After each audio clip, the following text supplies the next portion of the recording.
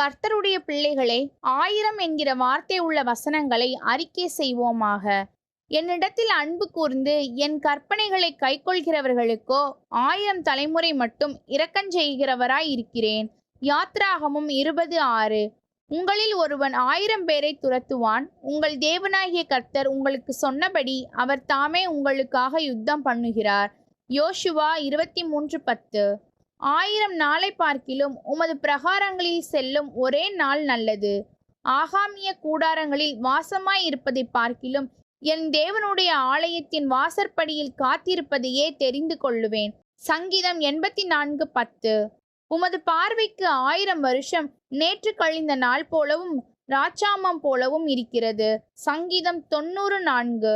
உன் பக்கத்தில் 1000 பேரும் உன் வலது புறத்தில் 10,000 பேரும் விழுந்தாலும் அது உன்னை அணுகாது. சங்கீதம் 91:7. எங்கள் களஞ்சியங்கள் சகலவித வஸ்துக்களையும் கொடுக்கத்தக்கதாய் நிரம்பி இருக்கும். எங்கள் கிராமங்களில் எங்கள் ஆடுகள் 1000 10,000 பழுகும். சங்கீதம் 144:13. உங்கள் கழுத்து பராக்கிரமசாலிகளின் கேடகங்கள் ஆகிய 1000 பரிசைகள் தூக்கி இருக்கிற ஆயுதசாலையாக்கப்பட்ட தாவீதின் கோபுரம் போல் இருக்கிறது. உன்னத பாட்டு 4:4.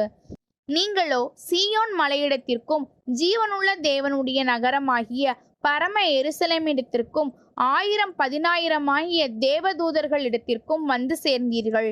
எபிரேயர் 12:22. பிரியமானவர்களே, கர்த்தருக்கு ஒரு நாள் 1000 வருஷம் போலவும் 1000 வருஷம் ஒரு நாள் போலவும் இருக்கிறதென்கிற இந்த ஒரு காரியத்தை நீங்கள் அறியாதிருக்க வேண்டாம். 2 பேதுரு 3:8. முதலாம் உயிர்த்தெழுதலுக்கு பங்குள்ளவன் பாக்கியவானும் பரிசுத்தவானுமாய் இருக்கிறான். இவர்கள் மேல் 2ஆம் மரணத்திற்கு அதிகாரம் இல்லை.